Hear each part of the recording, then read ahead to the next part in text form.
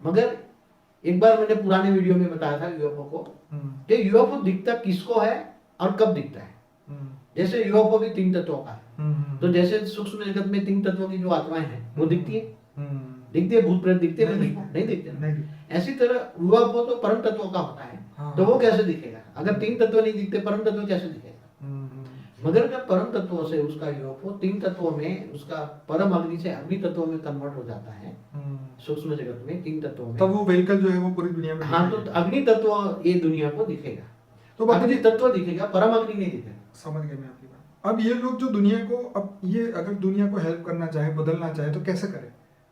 ऐसा है, क्या उनके पास पावर है या नहीं है इस दुनिया में? सूक्ष्म जगत में बेहिसाब आत्माएं हैं जो दुनिया अच्छा करना चाहती है, क्योंकि उनके कोई ना कोई रिलेशन मनुष्य आत्माओं के साथ है, कोई ना कोई मनुष्य आत्माओं के साथ उसका रिलेशन है।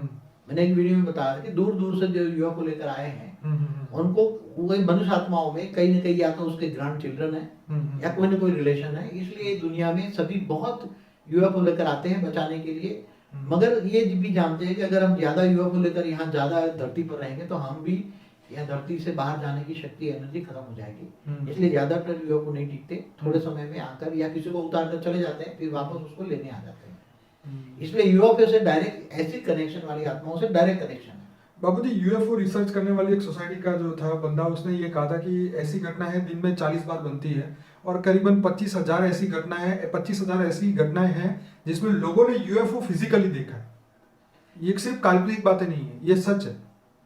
देखो, यूएफओ जो दिखता है वो तो ना के बराबर दिखता है, मैंने अभी बताया ना। हाँ बिल्कुल, यूएफओ दिखता है ना के बराबर, ना के बराबर।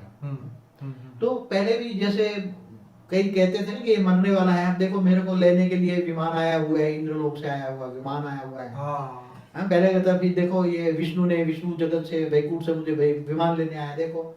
तो मरने वालों को दिखता था, मगर पास पास में सब बैठे थे उसके देह और देह के संबंधी, उनको नहीं दिखता था। तो ऐसे हमारे छात्रों में है। मैंने जैसे यमदूत आते हैं लेने, वो बात भी किसी को नहीं पहले पुराने जमाने में यमदूत लेने आते हैं तो उसको दिखते थे, जो मरने वाले उसको दिखते थे, राइट। बोले देखो मुझे लेने आया है, मैं जाऊंगा, तो सबको बोल देता था कल मुझे इतने बजे जाना है। तो ये अच्छी आत्माएं होती है, उनको दिखता है।